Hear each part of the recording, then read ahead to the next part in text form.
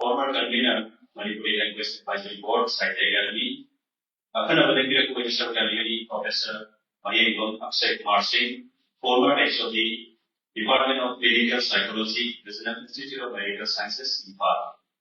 Loyana, Oromokuki, Pampalam, Nexigani, Professor Rajan Tuilapa, convener, Manipuri Language Advisory Board, Site Academy.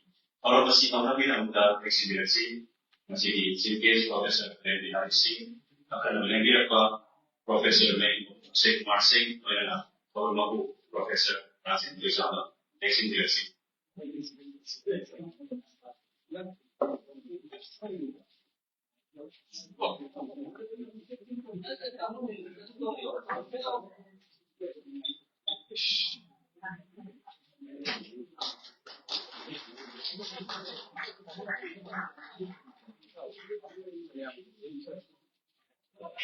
Ikan pun jadi bah, ini dari singa, sama lelah, belum lebih apa, ini singa.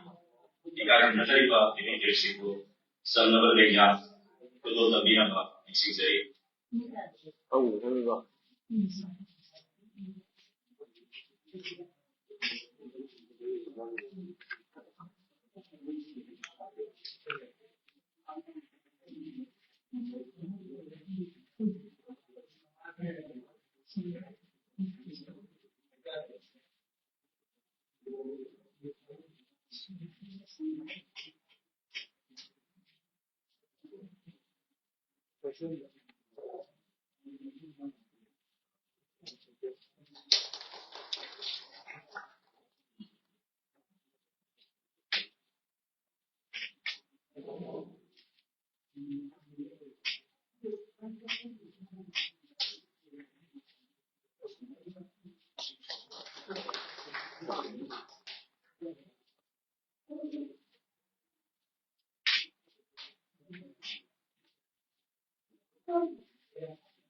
Oh, ya nanti ya.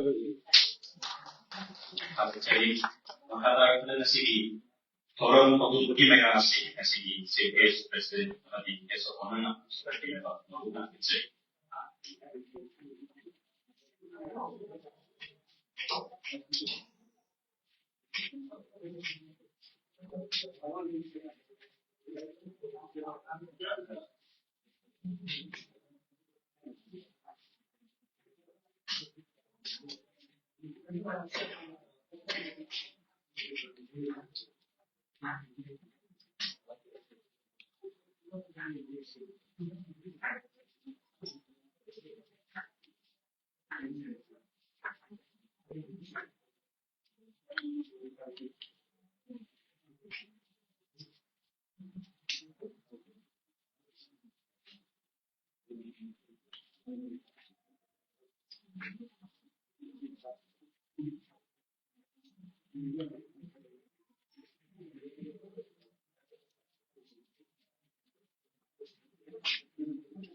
Jadi, maka sejarah ini si jadi di bawah terang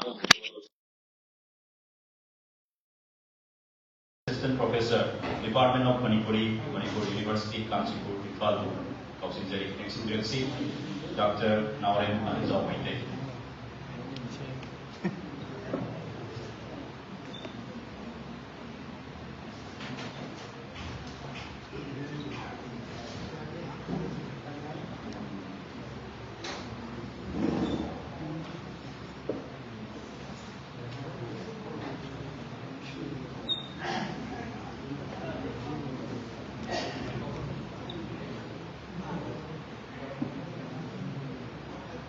Ahan mengucapkan lajin biliba alaman nazalai bu dalam segi sangai ba Manipuri Koridor Not Theatre Loyana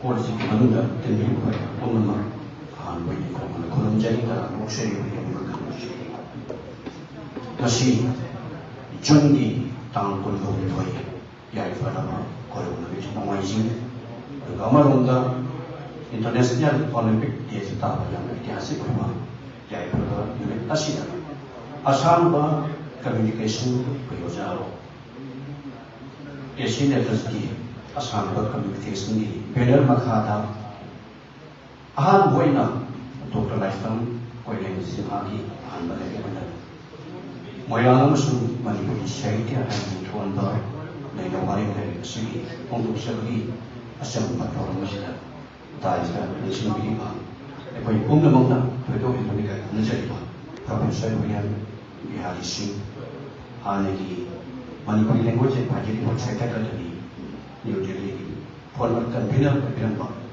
of the office to Kumam Kulam in Namta Piva Oza, and Punaja Bozabu, Atamsa, and the Sikon City, at River, Language of Kumam Lang and Sinti Oza, no saying the Mr. Volker. Matanga Hanagi Regional Institute of Medical Sciences in Falki, Department of Clinical Psychology, SODIONA. Kopilan mereka menjadi bahagian dari sangai wajah Profesor Mayambang Mayambang Akshay Kumar Singh Agusu akan nampak dan berpengalaman dan sini wajah dalam usia loinana nasi kalau mau pergi pengalaman dan sini biar mereka menjadi bahagian sini sangai wajah theater activities playwright usia mana Manipuri wajah baca body convener dan kopilan Oza, nanti aku bisa cakap kerja apa.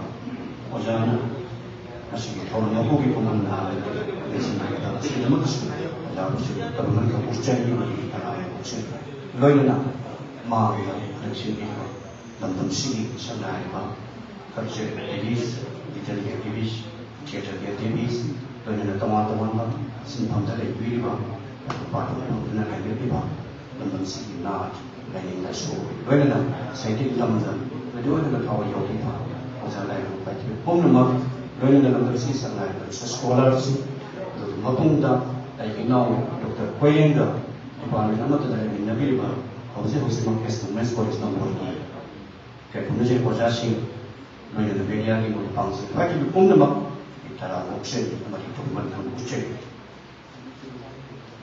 Media ni kata dalam option bagi Dongsa lagi, ayy bagi dari Moyang Musu Manipuri Shaitya, Moyang MC bagi pemenang kami dalam segi nak dalam segi Shaitya folklore itu orang masuk ke dalam folklore itu Moyang Yau dari Lokap Yau dari Kebulam Yau dari Manipuri itu asyik mula dalam amada disini maka sama pun berfungsi dari Agasti tang tara untuk demi asyik dan Paul kibai nau kuih nasi saya kontrak terus. Saya kontrak terus bagi nau si merang dah kui, merang dah sahaja, merang dah ni nasi temaki, merang ni kira untuk tu kerja makta yang tu nama merang ni lokal ni kebetulan jauh itu. Sahaja mana Paul kibai, hari ni merang ni gamda tu kebetulan kau nak kangga apa? Aduh nama sekolah tadi, masa ni zaman. Lalu sekolah mana, usaha mana? Mereka tu bukan mereka seorang, hujung semua mereka dalam itu juga. Lalu sekolah mana, mereka di mana dah, mereka di port, mereka sedikit dalam dah. Untuk apa? Dari asyik, dari pun nama kisah, wali, ini wali dalam yawi, dalam si mana mereka tak jumpa mereka.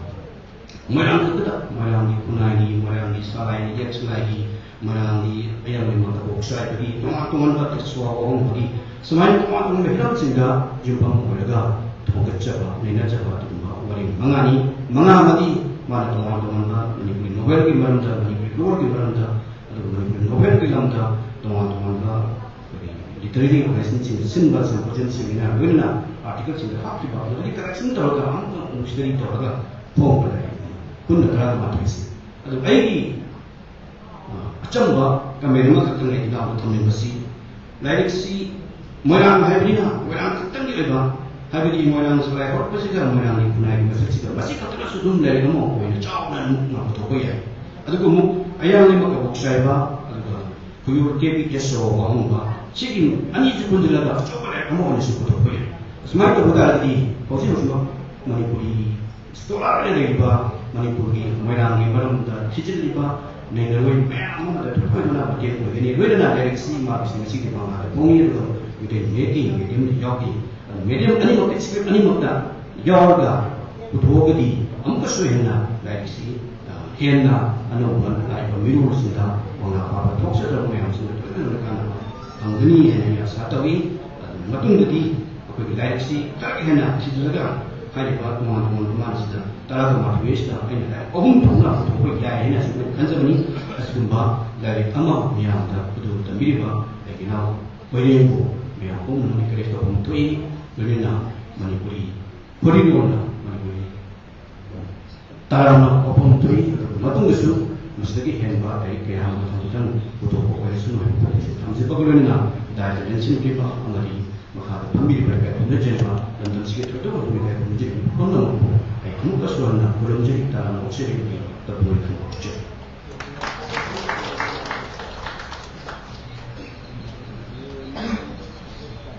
Kalau jadi maka taraf masih memang segi media umum hari ini beda sedikit tentu mereka ada bagaimana oleh kita sudah mama lagi kita maka kawan pun tapi kerana atau bising kita pun dah kaya pun dapat kau yang minit amat dekat bagi tanja tu tahu ini sih.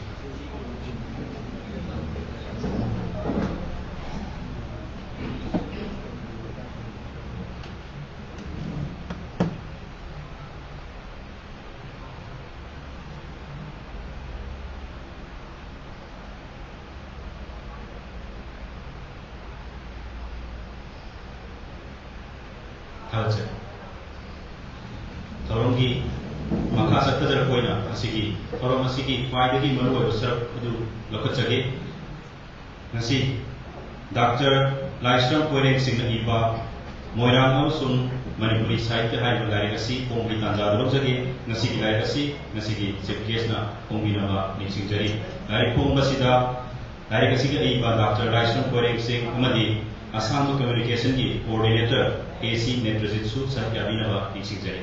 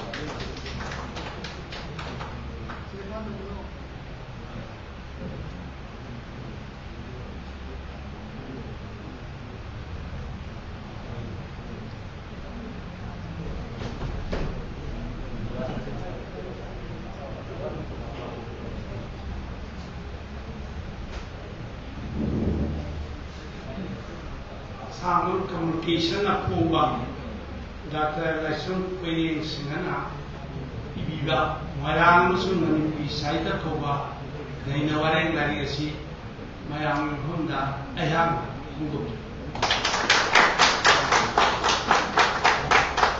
Cerita nasi lari kasi nasi kai pun jadi ba dengan atau lagi apa mayam anda untuk pikir maka taraf kasi nasi akan apa lengbi apagi pampam nam election diriba ikai thuna jariba oja professor Mayengbam Akshay Kumar Singhana wafam kharadan kamina bani singtere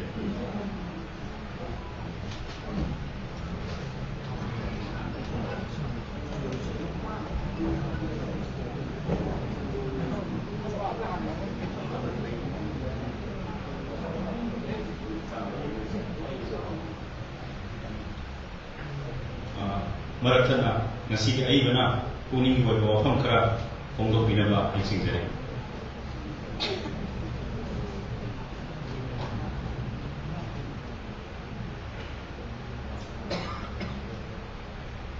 ada untuk suku kuliah untuk ini pun masih itu masih यहाँ की like फोंबा मुझे सीधा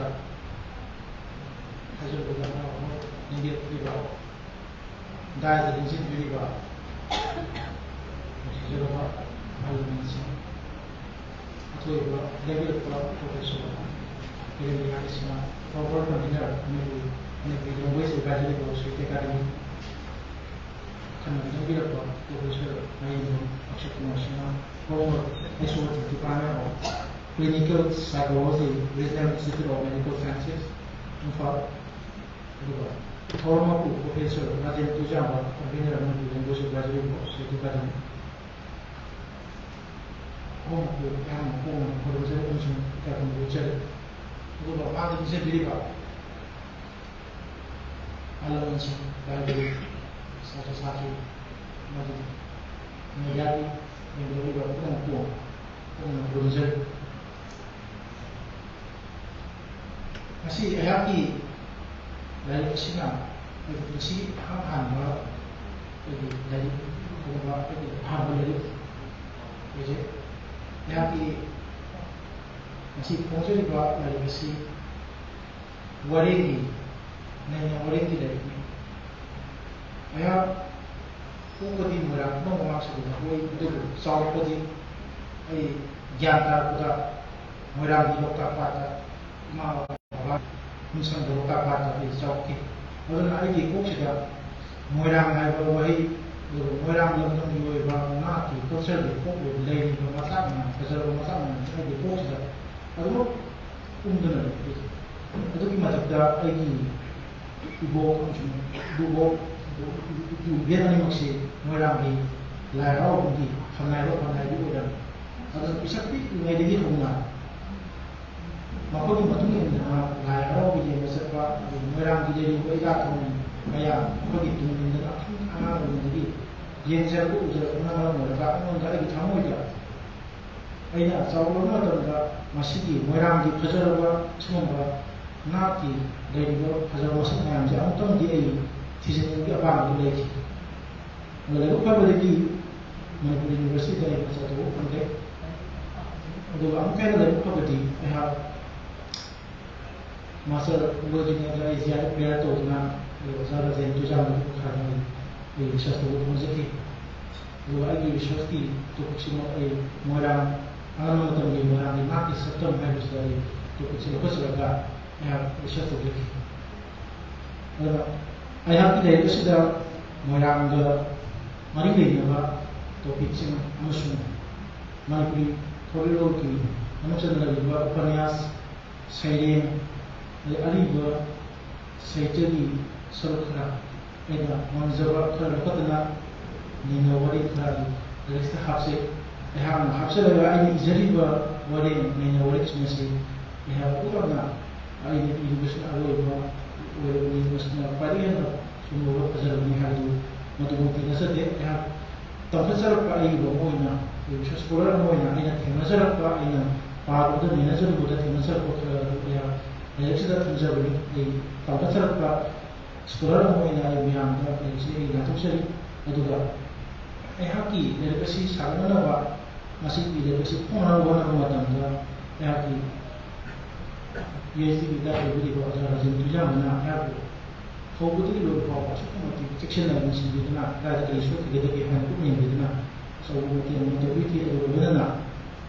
Syarti dan dari medan Mata pun mau tahu so pun tua terima so pun tua pergi ada so mal pam mana benda so pun kita ambil ki benar lagi banyak juga buat lagi college saya semua dia juga lagi mau buat nanti sudah sih nanti buat nanti buat family pun ada pun tua kita sini buat dia bersih lagi komong jadi ada wali kita sih hajar dah yang terus. Pukul juga walau sambil abang sini, dari sini ayah Dr. Aishman Koren sih bukan kecil. Mereka sangat jadi mana nasi thorong sih dari mana dari nasi bu naik nama ayah tuan nama tidak jadi tu na, aku macam na maka jatuh jadi mana nasi akan nama lembir tiba kait mana jadi bozana, wafam kerap untuk begini nasi direksi nasi akan nama lembir apa Professor Mayengam Akshay Kumar Singh.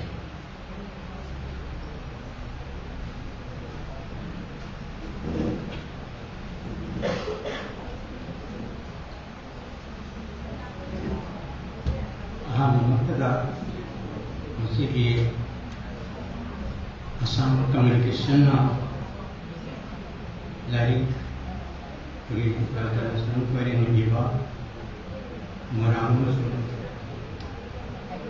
Manipuri site like only Toronto. I have to serve Yana and Heavy Assam communication is particularly the senior Sari Loyana Nasiki Toramasida Daitel Simbiva Maru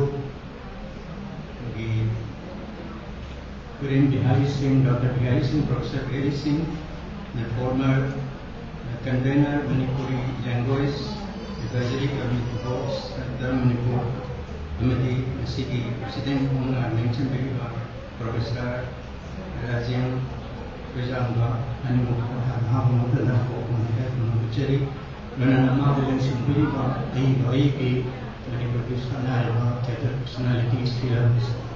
And so and so, we have a young hero foxy, so much psyche maranda, one guy, city, a simple metaban, Kandana, a easy also power, the Yamasu, I guess, was not the level of the day. Some no metric work, it was something of the day. I was motivated to do something in Kanjavada when I won the so very much of coronavirus in our way, Madada, a economic Poena, Yamitai Kundase, Aina, University. I did professions in a side, I am committed to the mental health issue, Lejava.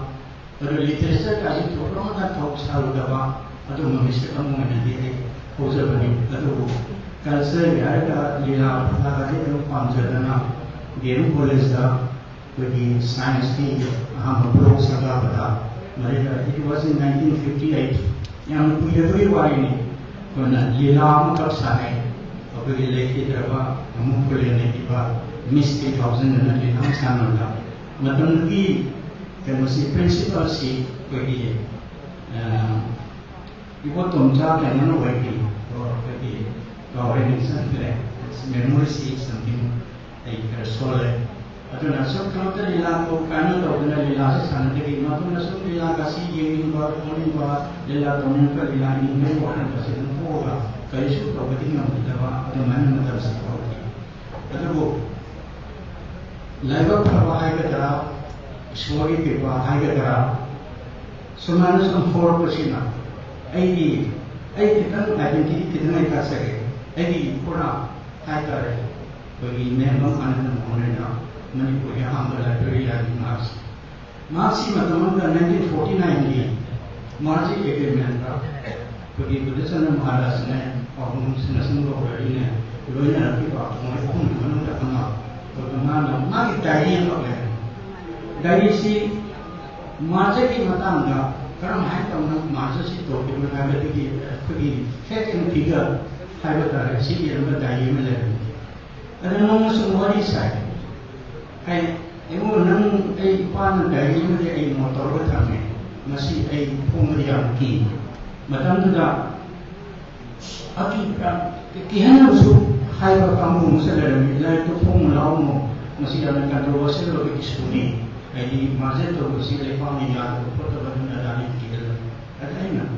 Some color Masiki Porasi, home the Gatti, Kanaka Kamuras, Wakanjay was Kanzavaita.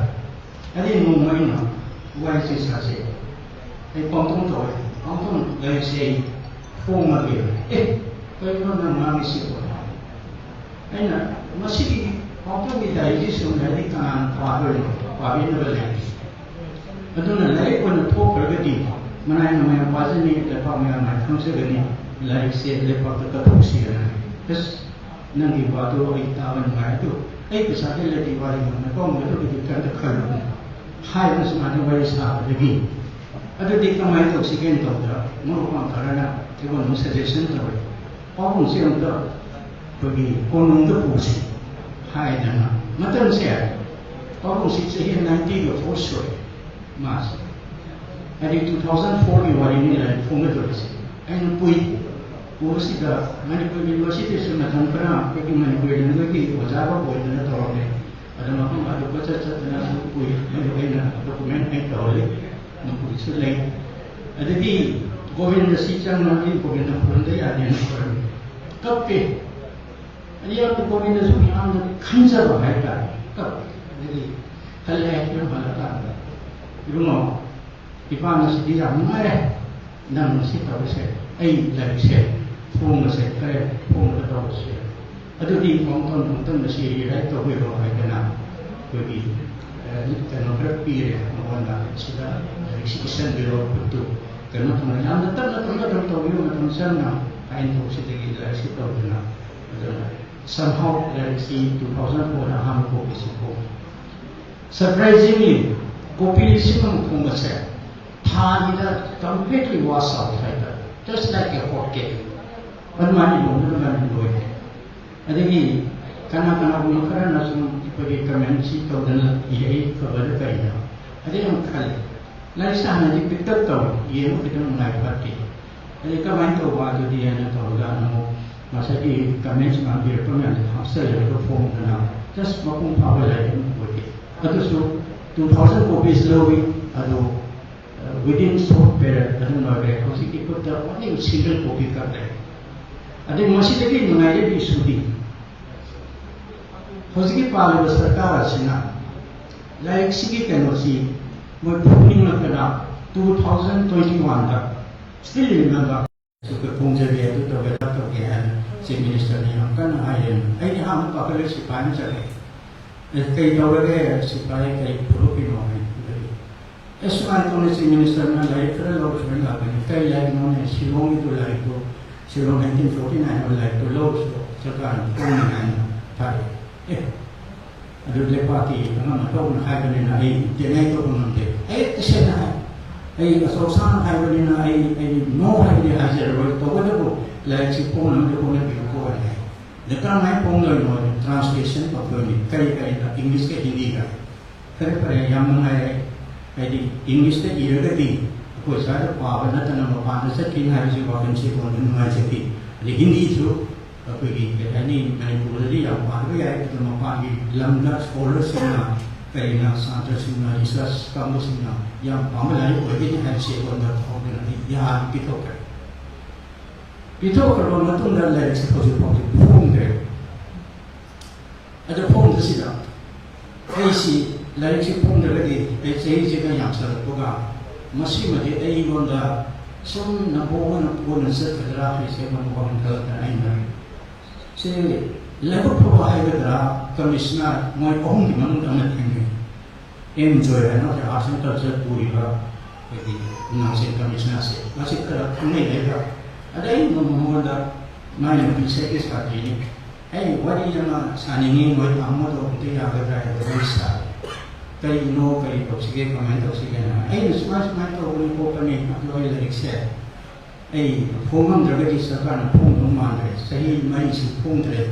ada sultan le di kalau dari mana dari Arab Saudi ada nanti masih kali tahu apa tahu ya ini kare mana ikon dari pastor si jagasan pun tak jalan ada kopi yang makan boleh piro ada lima tu naik ke pastor terkait tahu ya ini si ada di itu sultan asal main tahu kena lari si phone tu di kalau si hari interest sama law bahaya dah masih ekonomi sesuatu power aduna ini terjadi ni orang dia like si na kaya bagaimana nak kaya like dalam orang si atau power mian masih tu hari mana mungkin si like si orang nak mention kita si punya kalau ini terjadi ni mian bagi pun si dah tahu betul yang si mention mana just like memory yo na like si pun yo si yang tahu tak ada kerja dengan si bagi doktor semua yang iba Moirang Manipur site have a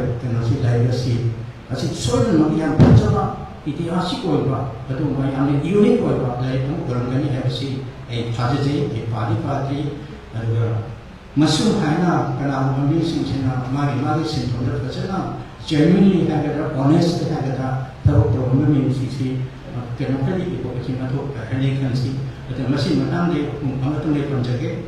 And under the Unoko Kunze and anthology of Manipuri culture have a Unko Kunze, though let's see Parachawa, how they appear on the Matang, some articles, Homoda, article Puma, Sunny, just say everything. I don't know, Lady Drava, Peggy Helman, Zanilla Canto, Peggy Wazadamodo, Tamodri, Marcin of Folkloris, knowing the articles and some technology. I was a poor again, family department, so don't know what I say. Message that I soon phone very often say Lapista. Every day, like I did, and also in former Mantri Verma, Janka, Polabum Zendasi, Masi Education Pyramid, Arts and Culture Pie, Arts and Culture Pyramid, kind of credit shoulder of money and Kandusuka delay.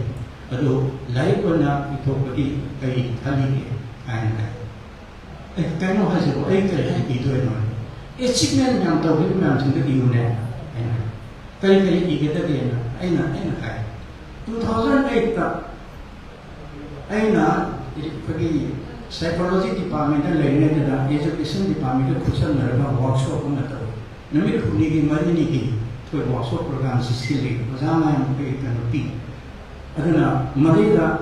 Hare Krishna, the Commissioner of Man Mantri Boy.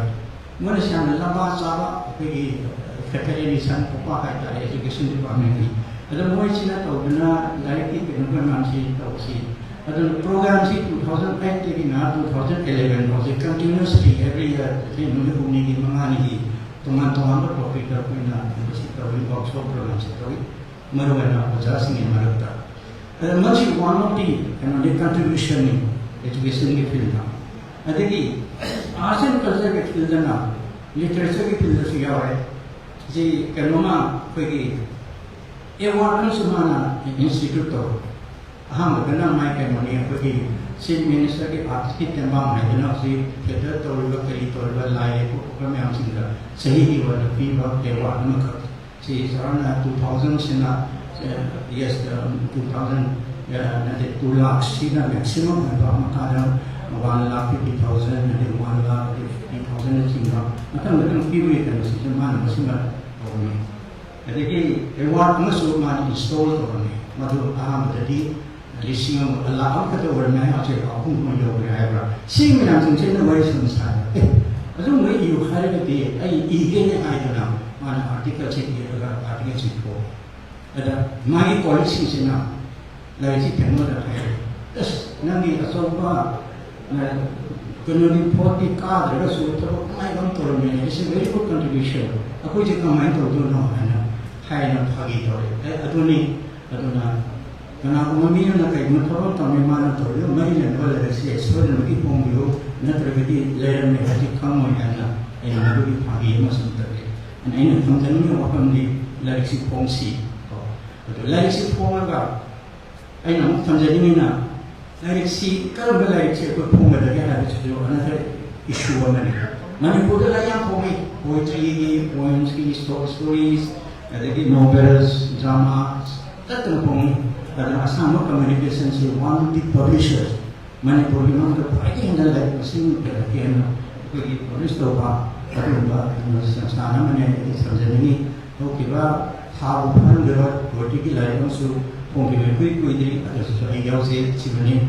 know, Hanaki was a young people, Tagrasita, like as a woman, many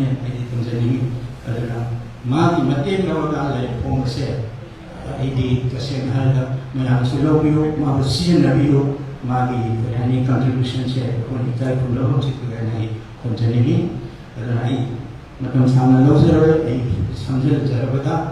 Masih pun belai saya melihatnya pagi rega, tapi atau aku dilai pa, loyal hai ada antro dilai, fayin dilai, ada kapsing dilai, yang masih mungkin historical cái hay đi background sai cái là một cultural cái hay cái điều mà anh muốn sử dụng chỉ tiền biết là mình mà cái dấu kia là cái please do something for this group of people hay sẽ ý cảm thấy hay trên này mà làm đi mà rồi đó ngắm cái gì sai cái nó là cái tapi kerana lain si macam ni tu ibadah tu ada language tu tapi tahu ni tahu di nacede ada semua Malaysia se English tu translate orang homestay tu tahu apa yang ni mana di aku di coaching se mapana kan dia ada di foreign language masih maru asal ai penjani ai masih orang yang kerja dia kan pernah ada ai gila ai no penjani lah anthropology gila si angang singna numpang singna agak terang mana Amerika umur industri menumpang dari politik ini investigasi itu terhadap saya. Ada, mula hari semana lagi saya kata it's we need this kind of book and hari ini message tu. Itu dalam dikarban tahu jual terang pagi tahu. Aku jual tu ini hari. Itu pasal pada dia jual tu dia mami kita dia. That means mapanggil lagi mina lagi si pan pergi ke mana mana ni kan ada di mana artikel contributor single yang bersama bagi ibarat dari morgan even bagi yang kita sudah bagi maklum yang masalah yang writer ni mana wah kita tanda bagi artikel yang semua artikel yang bersama yang wah ada sesuatu bagi dia bagi pujian tanah bertanah yang terbaik si benda tu pokok dah wah bagi bukan sedai kita ni tahu dan bagi mana ni ibu asli apa ni mesti apa ada Nampugi velocity jalan ni nak ayo walk in Singapore. Nah, ini menurut saya tu si pergi, yani Bangalore, Ranchi, pergi Delhi, lagi Jaipur, Singapore, Bangkok, mana. Nam lagi aku punya hai tahu ni luar kai. Nah, mereka artikel lama ke, ini nak apa?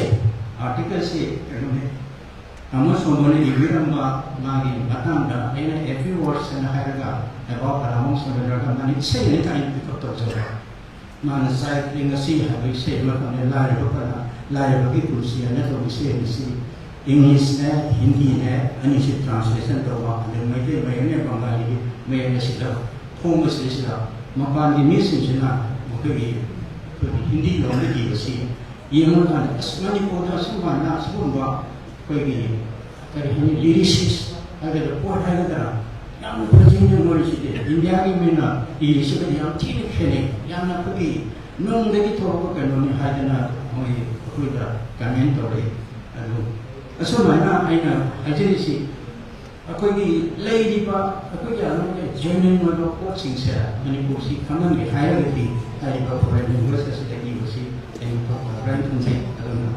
aina aja kursi, kursi kita semua pergi kuliah masuk. Namagadi matang ni nasigil dari se English tu translation tu biu matang jangan suruh itu kan deh kalau yang present nanti kalau hena tu apa itu kita akan lagi hena kan se kalau kita ni tu pun itu tangai kita malam ni posisi matang si angang yang bagi Bengali skripsi apa itu si yang jauh ada bu itu macam kan saudara jadi hari bagi company 2030 lagi Bengali skripsi totally was out or ni hari wakon sutari atau mereka manusia ni hari tadi atau aku berbahasa kalau kamu kamu mereka biasa apa yang baik ada yang baik mana kau ini malu macam mana punin kantor kau masih education department dan terus kau ada masih partas lagi ada memang semua sekolah dari ini pun kamu pergi berpergi mana pergi sekolah di Tidas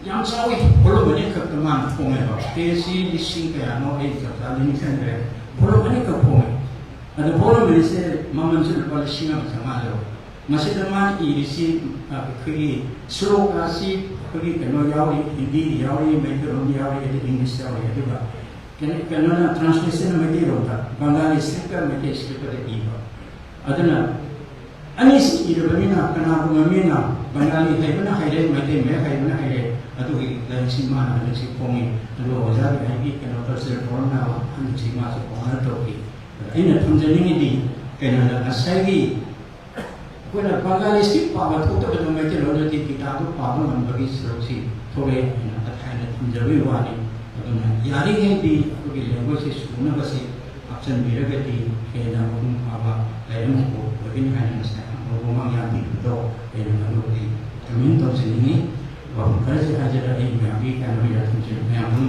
थुंजे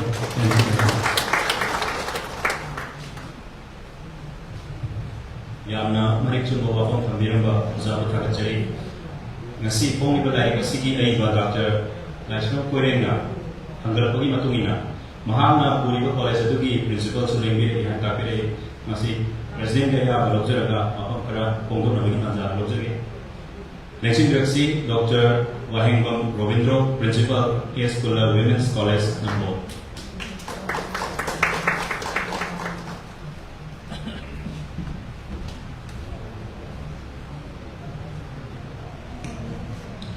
Alda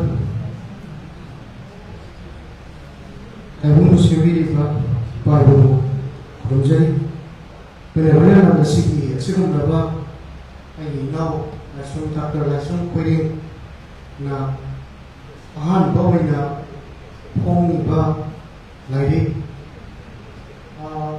Moina Musum Manipuri Sahitya Haiba Lariksi Pong bagi thorama antok pesida ingasi tais injen biriba sangai raba apaya damna kai punna bada matikcha raba uja an ingre panjara bada Professor Prem Bihari Singh Professor Nemo Akshay Kumar Singh amasung Professor Rajendra Jamba aina kamna ikop normal kai punna ujar makata bada sige sigum laba Laik kumbagi pronsida lingkirkiba aibi sing learned person dagidi aigi college di usasing amasung print and electronic media gi team khudimakku ikai buche nahan aina office ta project gaida aigi now Dr. Lai Sam Kurenga Bartologan Tanzangi Uza Naikanda in a Kariki Bartolo Namani Zagi like Ponga away in a happy. At that time I was very happy. I give college the Uza Amana like a Pongani I want the Bartolo I give tenure to the Nagatari and the principal in 2021 January to give preserved. Adada Laisam ki aigi now Korean like Pongani Uzai of you and Harapaka I ultimately crowds of either. Nasiki Sina aigi considerably a hand when the soup wet and Pongani or Yamsa open the ship. Masiki Hirona Aina concerning Gada I am the police was asking the soul of Aizarni Aquina I don't mind the line sheet, a quick minor layer me I sit there and look at the day I say, can be Aduganda.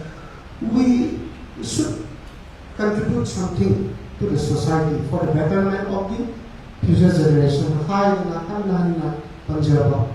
Adugi, Matung Tarpada, Sumaito Buna, Agi, Uza, Curriculum Department, the Libiriba, Agi now, Sina, like Pongani from Sima. Tawasi aduki mati nuwaise aigi college ta aigi usasi ora kaina lai adi makhal ani hum thong ai su khaidok se agadi karino karanya na ahlu ba senior usasi kanya na bebar to jamai kare aduki matung ta akoi ki base di usakra aduki makha da namna lakpa aigi now kore ki base di admaina tawdana Uzasing sida aigi kanoda administration da aina moida haiba matamda ayam matamda aina uzana hasing sikra gena sisele randi karigi na dukanda kharagena thamobu dusi kharagena kodaga dusi makoini haidana aduna aina nisuda baton den la pan nikuda su aina dum haisabani kari kumalangi like se phomagi kano se kita acknowledgement gumba Pegumba Mahikra, Yom Targadi, Gom,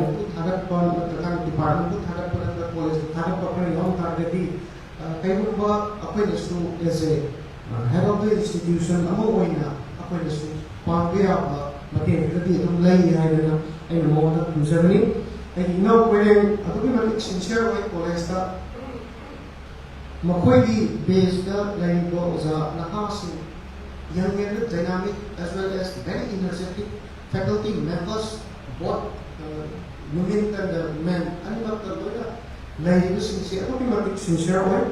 Maduki Makata I now wearing a okay and a sincere way have to say, my duty that way have to say, Nasi, Simu Lava, like Pungi from Sina, okay, and make Lahali and in Germany. Makata in a Sunjan the respected Uzasin and Simina, Habib Gimatung in a writing surgery, comment Bibira Pada, Bibira Mada, but the Bengali letter Iba, Katan Winatawi High, Makata Pada, second edition Gumada, the Gayaka, Happy Rock, other English Hap of Nova, Honorary, other Matam to the Aidasum, Hangamuba, I decided Hagatare, mentally as well as monetary. Tangra otherwise other Yanaba, Honaminesi, whenever when a cow with a sim of putting up the Aina some ID young conservative about the short of the Hazazaba, Pijava, Amo Oidina, Sanskrit shape as conservative direct, Adana Zapare, the Suena, and Zasi, the Suena, Isanasi, Dharma City, Sita, I am library, other starting at home, the Pulling Channel, other issues of Sabi. I whenever she come around the Vinasari, with the Buddhi, I love so many others of Kuzalu, Napan Gabi, High. She could walk Wahishi, Kratoina in the season as early Makata Paka, and Yamasan, High Dragasu, Apiki, Nasiki, Simon Lama, Siki, and Kai Charava, respected Zasin Namakata, having a I think Nasiki, I know Kwengi. Like Poggi, from Sita, as a head of the institution, I out there, Tagapo, Chakovina, Makatana, Karahan, view or Haidana, and so showing up on the Sutoni again, in our Sukan on every wire. Now, putting up the Tagacha, thank you.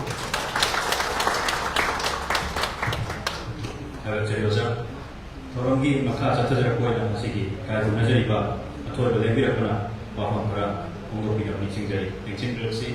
Najari was Professor William Binari Singh.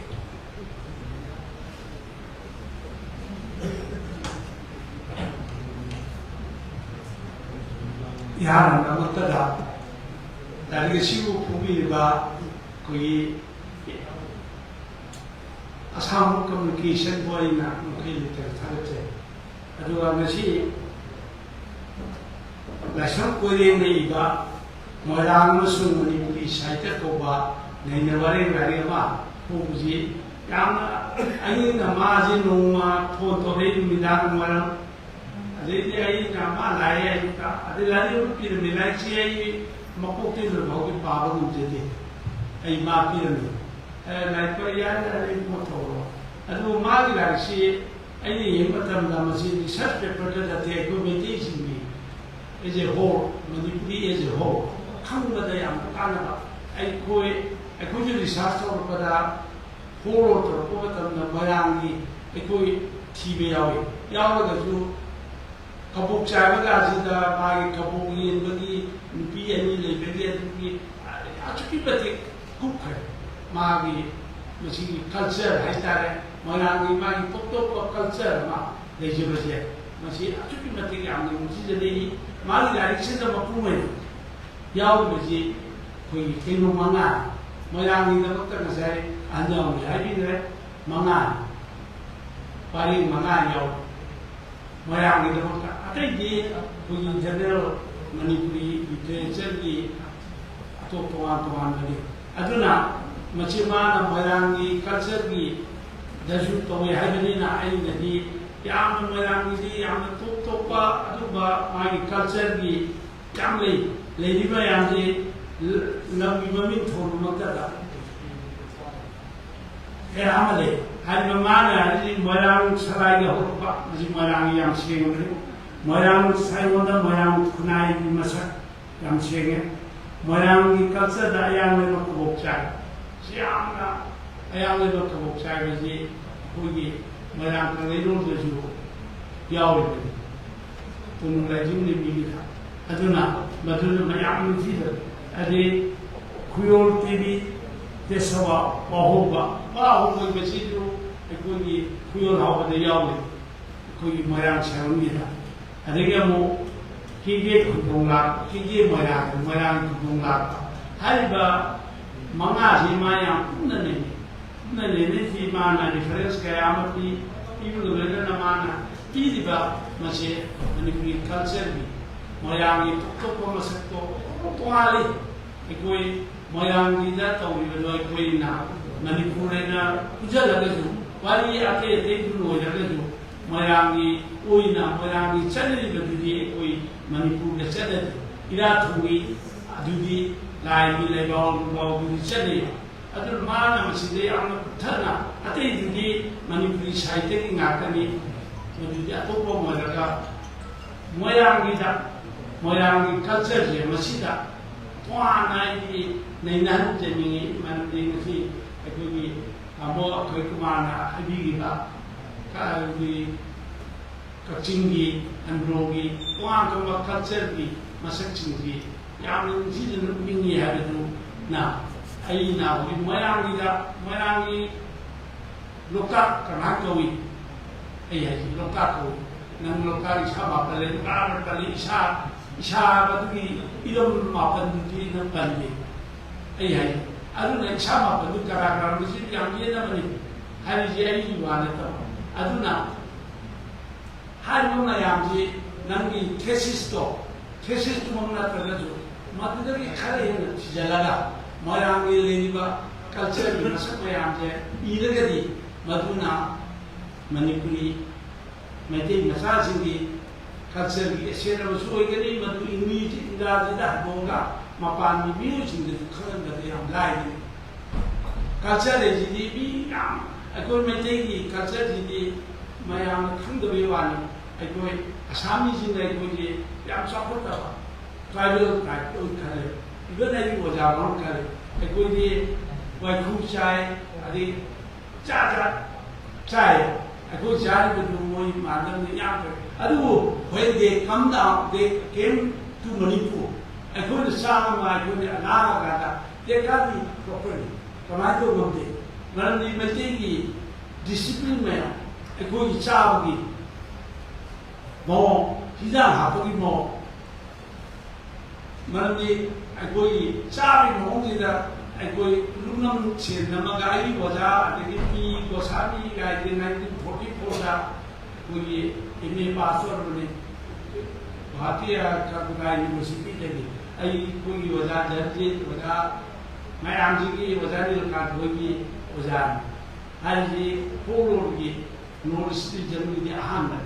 Mari Indiana University dah sehingga profesor ucapkan, aduh, mak silakan memang no, nanti koi beram macam tu bukan jam, mari beras itu ada, aku ni, asal aku tu, nanti beras itu ada, kalau mahal bukan lagi kemudian, nanti aku juga bukan aku ni, ayah, jadi saksi aku ini tu biar kada hina kau ya aku.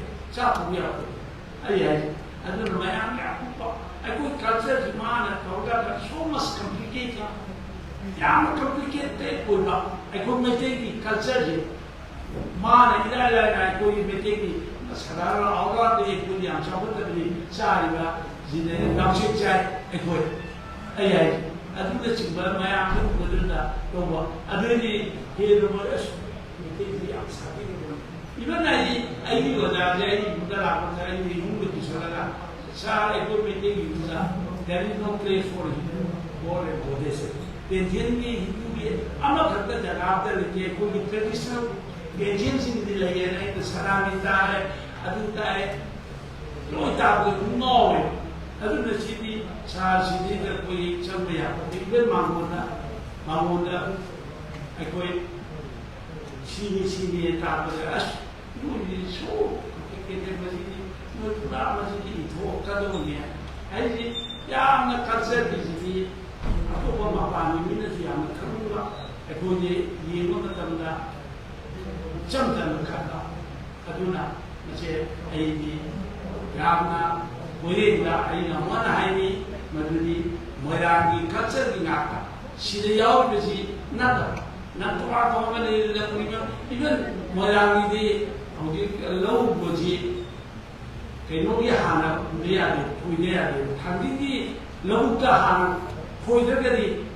ꯑꯝꯇ ꯈꯣꯏ ꯌꯥꯗꯦ ꯌꯦꯡꯉꯣ ꯃꯣꯏ ꯆꯠꯅꯕꯤꯅꯦ ꯑꯗꯒꯤ ꯍꯧꯖꯤꯛ ꯃꯥꯒꯤ ꯂꯣꯛꯇꯥꯛꯀꯤ ꯆꯠꯅꯕꯤ ꯀꯌꯥ ꯂꯩ ꯅꯨꯡꯒꯤ ꯐꯩꯅ ꯄꯨ ꯌꯥꯗꯦ ꯑꯗꯨ ꯇꯧ ꯌꯥꯗꯦ ꯑꯗꯥ ꯇꯧ ꯌꯥꯗꯦꯕ ꯑꯗꯒꯤ ꯉꯥꯅꯕꯒꯤ ꯃꯤ ꯅꯨꯄꯤꯅ ꯇꯧꯔꯤ ꯑꯗꯨ ꯑꯗꯥ ꯌꯥꯝꯅ ꯍꯥꯏꯔꯤꯕ ꯃꯌꯥꯝꯁꯦ ꯑꯩꯁꯨ ꯂꯣꯛꯇꯥꯛ ꯑꯃꯁꯨꯡ ꯃꯅꯤꯄꯨꯔꯤ ꯐꯣꯛꯂꯣꯔꯅ ꯏꯕ ꯃꯇꯝꯗ ꯑꯩ ꯅꯨꯃꯤꯠ 15ꯅꯤ 10ꯅꯤ ꯆꯠꯂꯨꯔꯒ ꯑꯩ ꯊꯤꯔꯨꯔꯦ ꯊꯤꯔꯨꯕ ꯃꯇꯝꯗ ꯊꯤꯔꯒ ꯑꯁꯨꯛꯀꯤ ꯃꯇꯤꯛ ꯑꯩꯅ ꯈꯪꯗꯕ ꯀꯌꯥ ꯑꯃ ꯃꯗꯨ ꯃꯣꯏ ꯁꯤꯖꯤꯟꯅꯕ ꯂꯨꯕ ꯃꯌꯥꯝ ꯑꯃ ꯑꯁꯤꯅꯆꯤꯡꯕ ꯃꯌꯥꯝꯁꯦ ꯑꯩ ꯃꯣꯏꯔꯦꯡꯗ ꯃꯔꯨ ꯑꯣꯏꯅ ꯍꯣꯟꯖꯔꯤ ꯑꯗꯨ ꯉꯁꯤ ꯑꯩꯈꯣꯏ ꯁꯤꯗ ꯂꯤꯡꯈꯠꯂꯤꯁꯦ ꯑꯩꯒꯤ ꯇꯥꯃꯣ ꯀꯩꯒꯨꯝꯕ ꯑꯩꯈꯣꯏ ꯀꯨꯃꯥꯔꯁꯤ ꯌꯥꯝꯅ ꯗ꯭ꯔꯃꯥ ꯌꯥꯎꯕꯅꯤ ꯁꯤꯅꯦꯃꯥ ꯌꯥꯎꯕꯅꯤ ꯃꯦꯟ ꯑꯣꯐ ꯀꯜꯆꯔꯅꯤ ꯌꯥꯝꯅ ꯃꯤ ꯁꯨꯈ꯭ꯔꯕꯖꯥꯠꯅꯤ ꯑꯩꯈꯣꯏꯒꯨꯝꯕ ꯅꯠꯇꯦ ꯑꯩꯈꯣꯏ ꯌꯥꯝ ꯆꯝꯕ ꯃꯥꯏ ꯃꯅꯥꯎꯄꯥꯅꯤ ꯑꯩ ꯇꯥꯃꯣꯒꯤ ꯍꯦꯛ ꯃꯅꯥꯎꯄꯥꯗꯨꯒꯤ ꯀ꯭ꯂꯥꯁꯃꯦꯠꯅꯤ ꯇꯥꯃꯥꯟ ꯁ꯭ꯀꯨꯜꯗ ꯍꯧꯖꯤꯛ ꯃꯆꯤꯟ ꯃꯅꯥꯎ ꯑꯍꯨꯝꯅꯤ ꯃꯇꯣꯝꯗꯅꯤ ꯍꯤꯡꯉꯤꯁꯦ ꯑꯍꯜ ꯂꯩꯈꯤꯗ꯭ꯔꯦ ꯑꯗꯨꯅ ꯇꯥꯃꯣꯁꯦ ꯁꯥꯏꯀꯣꯂꯣꯖꯤ ꯀ꯭ꯂꯤꯅꯤꯀꯦꯜꯒꯤ ꯍꯦꯠ ꯑꯣꯏꯕꯗ ꯅꯠꯇꯅ ꯃꯁꯤ ꯁꯤꯟꯃꯥꯗꯁꯨ ꯍꯥꯏꯔꯤꯕ ꯃꯥꯒꯤ ꯁꯤꯟꯐꯝꯁꯤꯒꯤꯁꯨ ꯑꯗꯨꯝ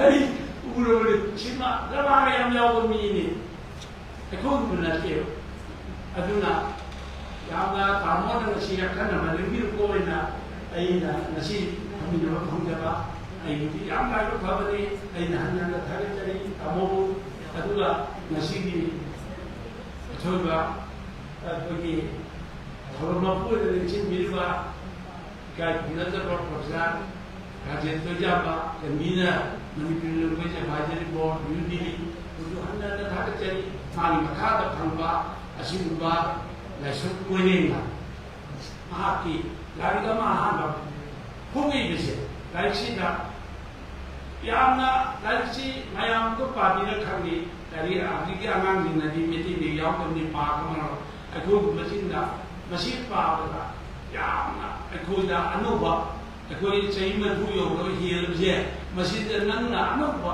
ꯅꯣꯂꯦꯖ ꯑꯃ ꯂꯧꯁꯤꯡ ꯒ꯭ꯌꯥꯟ ꯑꯃ ꯄꯤꯌꯦ ꯑꯩ ꯄꯥꯏ 5ꯁꯤꯗꯤ ꯄꯥꯏ ꯐꯖꯅ ꯑꯩ ꯐꯖꯅ ꯄꯥꯏ ꯑꯗꯣ ꯑꯩ ꯂꯥꯛꯑꯝꯗꯥꯏꯗꯁꯨ ꯄꯥꯔꯒ ꯍꯧꯖꯤꯛ ꯂꯥꯛꯑꯝꯗꯥꯏꯗ ꯑꯁ ꯋꯥꯔꯤ ꯐꯖꯅ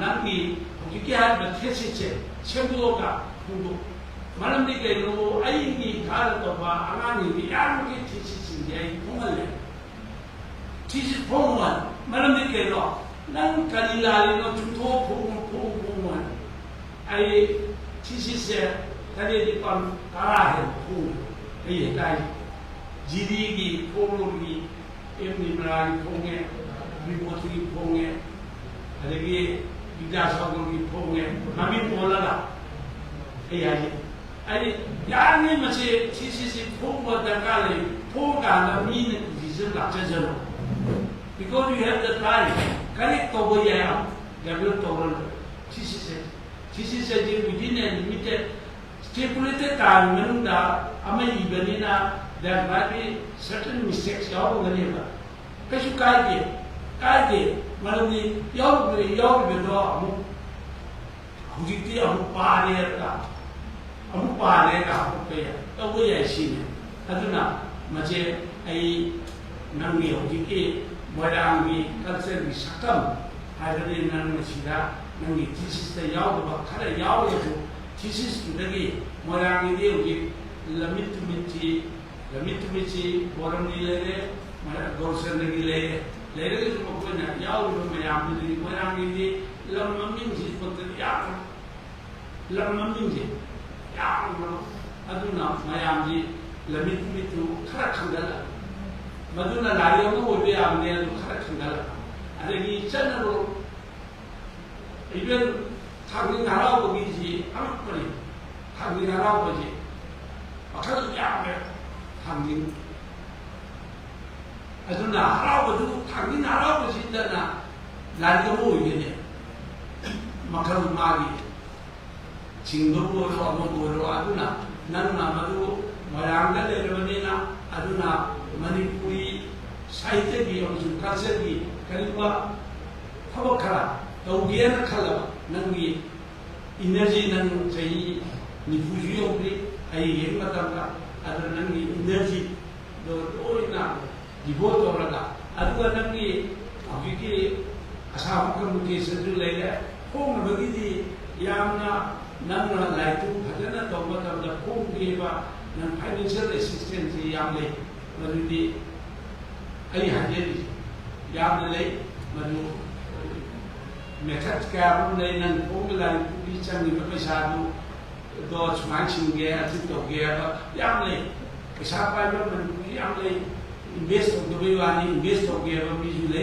अदुना नाकी अइना नंगोदा एडवाइस तौनिंगदी I as a chief guest नंगी होकी मोरानी नाकी सकम आइदो मदु होंबा मदु आई फोबा जे याम थुना आई फैक्टरी आई नंग नादुरी अदुगा लोइना लारिंग नंगा मोरानी जे नंगी टाइटल जी मुक्सो याम नुमा मनी मोयानी दा मना यावे अद मनिपुरी साहित्य की न तब तो याव नंगी जेदा आर्टिकल वारी ट्रामा थोई अद नन्ने यि बजे यामना ये अकोय मोयानी मरमदा करिंबा खंगिंबदा मागी लाइसी पारगदी आई नसी निजिन बिनबा का हुनदरबा ये साहित्य मनिपुरी साहित्य मुसिबे मी खुनलों नमागी चैप्टर मंगा पाब तंदा खंगरे मदुना अनोबा ज्ञान अनोबा कोन खंगदबा मयांग की मचादी खंगरमनी अकोन खंगदबा इम्फाल ले लेबा अचिन प्यार ले लेबा कोन खंगदबा अदुबा नॉलेज रुपी जे मसी तमता आईना लेसन कोरे आ सिस्टर प्रोफेसर कोरे मसी तमता आई माओ अंदर तारचरी अदुना आई किसु नामराय तुबको जदे बाई खरसी हारगा मागी मतुंगी लारी फोबो मंदबगी येलो शोरना नवदा अमृत शक्ति इनोवेशन वाइबा जे तुंगी जरगा आई मयाम लेगी तारचरी होजा असंबा कम्युनिकेशन की माइकैदगी कापीरबगी मतुंगिना मसी कोंगिबा लाइकसी लुपा चामरी दिगनी अदुबो मसी की ओइना 50% डिस्काउंट तौजरगा लुपा चानी द फगनी हान कापीरे थरोंगी वसिलकदा मसीगी मकुगी मफम ना इलेक्शन पीरिबा काय कमजरी कोजा प्रोफेसर राजेन तोजामना मफम करा दिगनी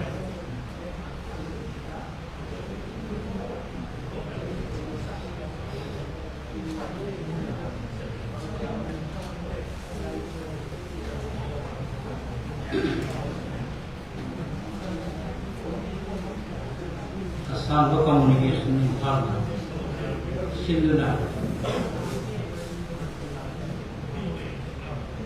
Dr. Lesson Koring Simona Eva Marang Namasung Manipuri Sahitya Pemukit Masida Nasi Atau Bidembe Rapo and Vincent Biriba Professor William Bihari Sino Amadi Nasi Thoran Masigi akan dapat berpuluh Lengsin Biriba, Profesor Mayan Active Marketing, Nomor SO di Department of Clinical Psychology, Regional Institute of Medical Sciences, Impact. Ahmad Imam Lengsin Biriba, Manipuri Sahaja Amasung Culture, Sibirna, Koreani, Sugamalah Sipong Lengsin Biriba, Manipuri Jahan Anda, yang ikai kono.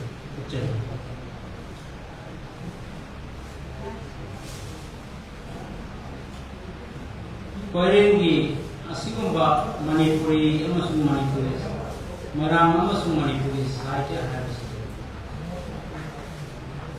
Manipuri singsi angan ba matam da ay pagi layram ni ba namasita Toman bayi sekolah singgi magi lambang singsi karena city state masa ini magi toman ba lambang ini itu main apa mengatur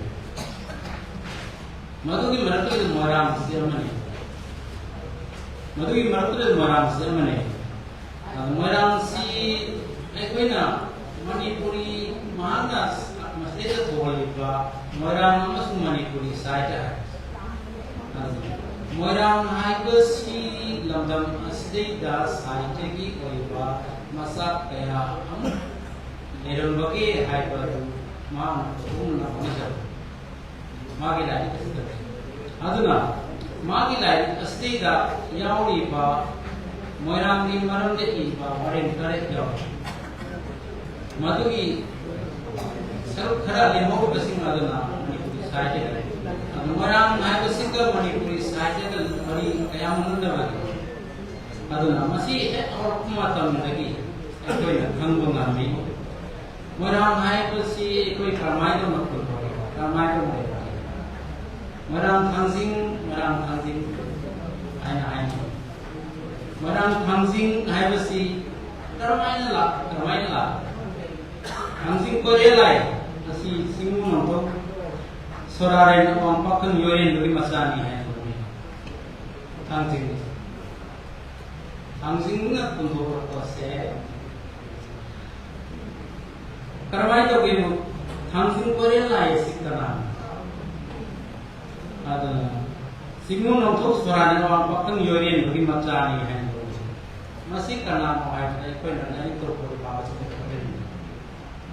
orang pakai yorin bagi masalah ada na mahal sih nak kerja dah piharan punggung berke ada punggung berke hangsing cinta kau ni hangsing siapa yang mamin berau ada ga nganggap penjaya kau ada kan orang yang nabi tulen selalu kan, keke orang yang tulen sana. Ada mahal matanda dah masih mahal ke mamanda keke orang yang masih leren berai di leren. Ada tu orang pakai yoren ba hari berse, ekor lain tu sana masih lain tu kodi bawa seperti itu. Ada masih ekor nak kaya gitu orang tu orang masih jauh.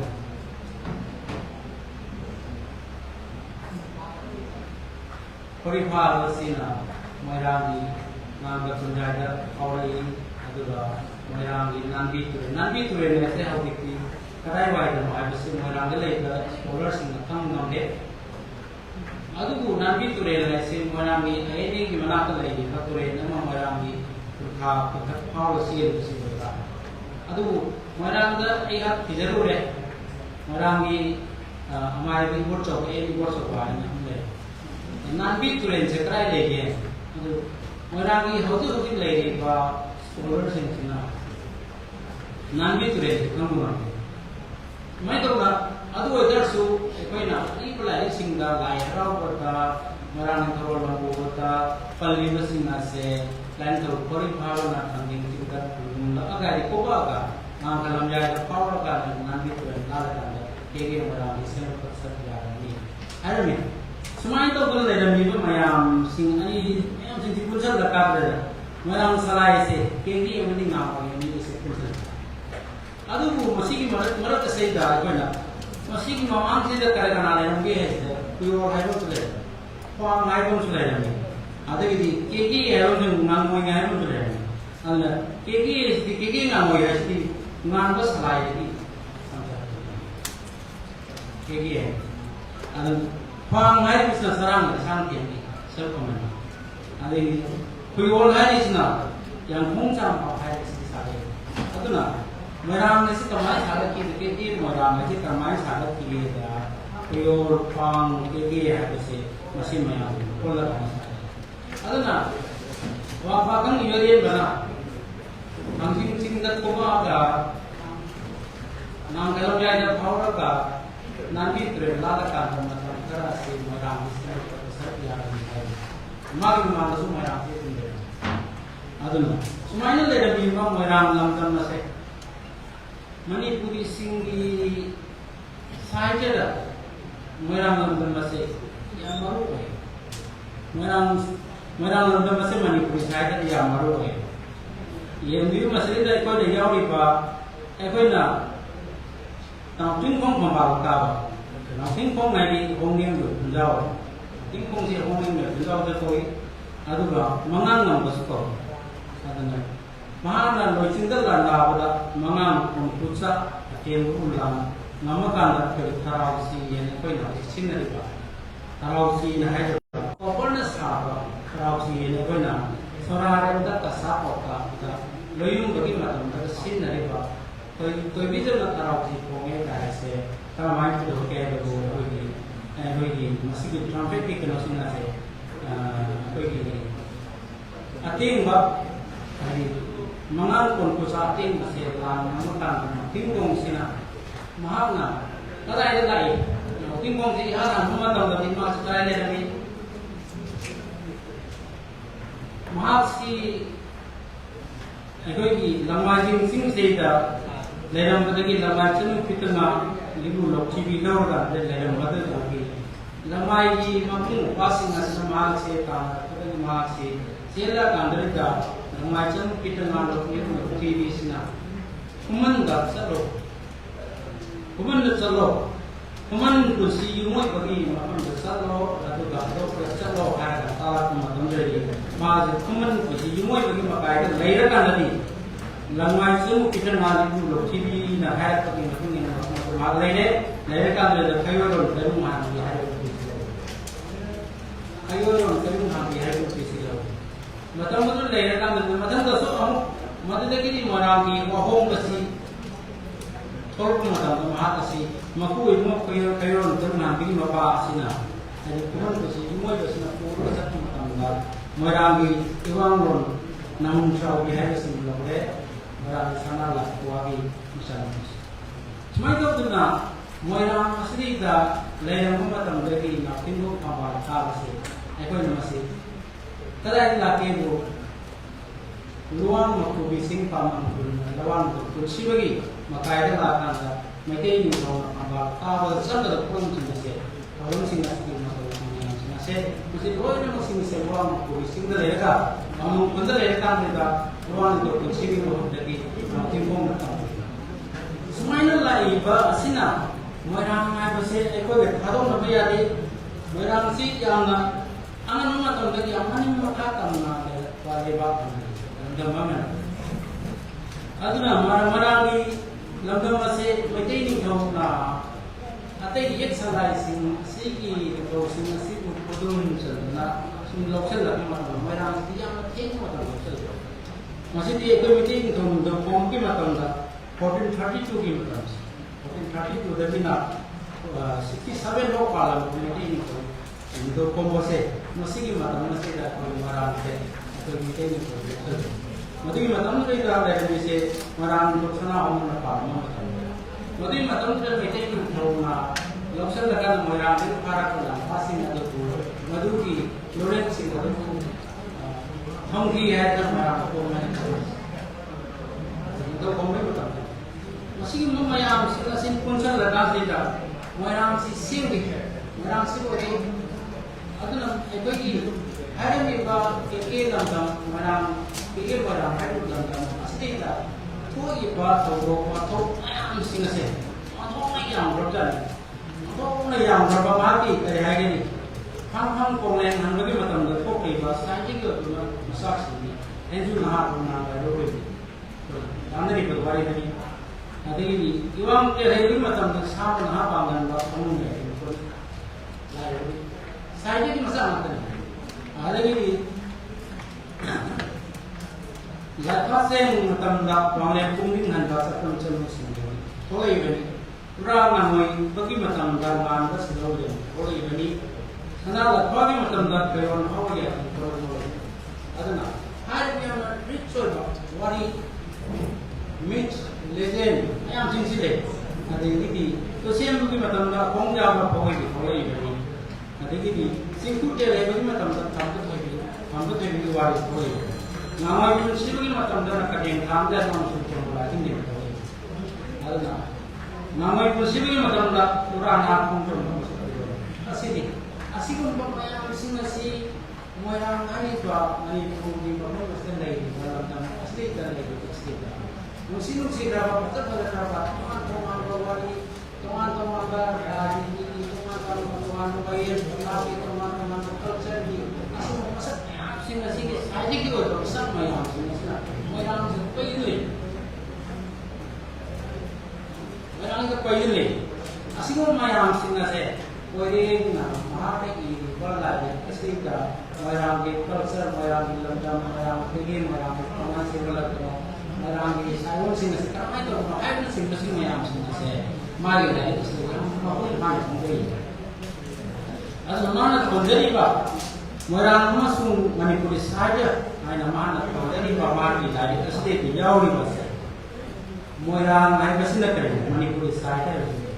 Orang Malaysia ke Manipur saja sebenarnya yang Manipur saja kita masak kaya orang begitu lagi ada.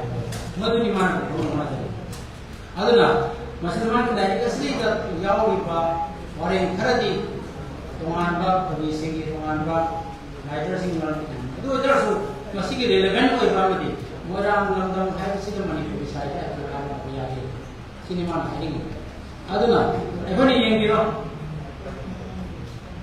asal mina kete ni piye tharo maram lu nomba ni ni nomba na agoi koi bi bu yang sijabe ge habi mun ti adi tonu lajin ne bi izaru kuno iri tona tona ka ko kya tonu lajin ne bi mun ti tonu lajin ne bi se ko mani ka sa ya cha mu ka ne masih maram ni wadi ke tolok ma aduna di maram ai sih mani ko sa ta ni tharo me the number of is saying nahada idipa chaw raba literally ekita se try the maram number ke maram ke maram bakin dot usmai to guna koi parapun chaw ki se lokta romantic economy yaw itu se mato kai do maram do maram has surrounding the maram lokal isa mapan tebul nanda sina sino sina sina konsentrasi lagi bersina se masih pernah maksina se moirang gambar itu saya tetap tidak sini mah ini ada koi marat mari bima jadi koi video waro koi dah koi Manipur yang tang orang nasional pakai sektor pakai siapa masih kumsana lagi mungkin mesti koi video waro koi dah video jadi sih seperti si moirang kami ni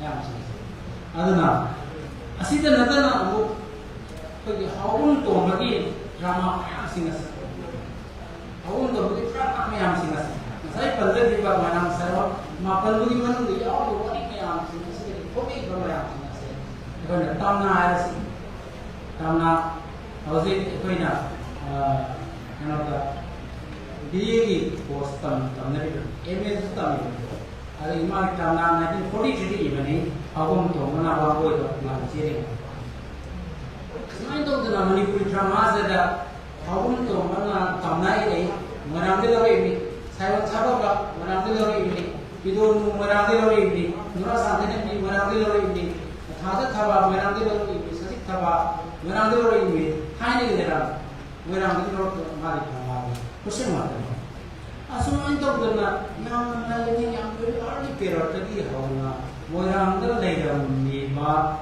masih di moirang masih kuman masih luang sehingga berarti luang kaki kan leh masih mayang sehingga berjaya masih mayang sehingga mereka sarung morong na lagi ba mayang masih wali mayang sehingga kaya bagi awan mai masih mayang sehingga tuan saya ini masa sudah itu lah.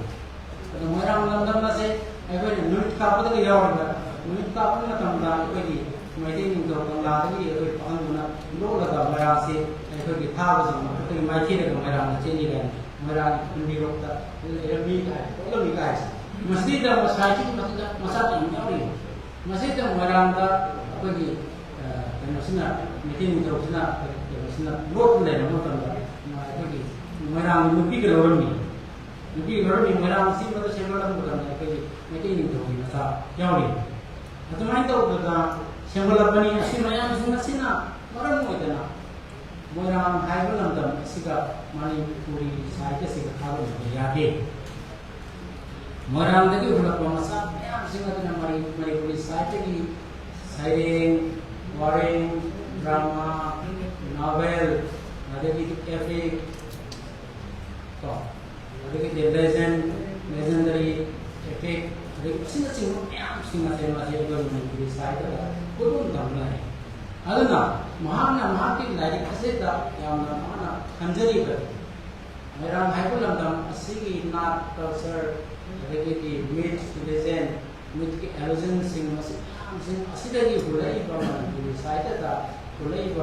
Citing a Kuthona number of market objective for a Smiter of Bunny, Adana, Asigumba, Marangi Maratana, Marang, cited the Marini, Asi Tizil the Kandrida, Anuba, Kushema, Kutokan, Manipuri, cited the Minadori, Warrior. After that, to be citing you when you have covenant of the Perena, Machina Taba, take a arms to Tiraga, known to Pirate Highway. Siam Kami, and Simham, Proter, the sea water, and you could recite around the opportunity after the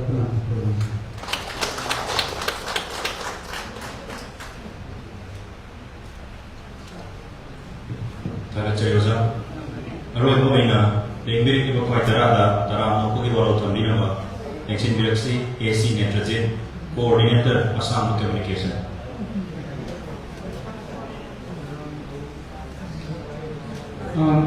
Dr.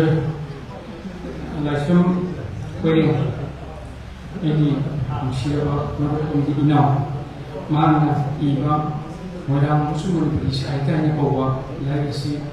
Pungkuk Masida, Sikiswena, Intin Biwana, Hatcher of the Harbour, River, Wednesday was up, Professor William Biari, Hana manipulated by reports I take Academy, Camino of Vilamba, Luna Matunga, yes, no, no, and it's in Vilamba, when the rest of the Harbour, the Wednesday, Amu made my Pokemon, Camino of Vilva, Tamura Zentuzama, Ahumbu. Tentara yang bila kena nasihat sumber promosi, mai paham betul orang terhena, yang mai paham di tahun bagi tahun kemudian. Na boleh sekolah pun boleh tu asal, lebih juga boleh sekolah principal kai pun saya bawa asal, Dr. Wahengam lebih jauh principal na nasi lebih bila nasihat bagi promosi Wahengam antara sen happy mana pernah pun sebab harau baik tampil ni jauh dekat ucari kerana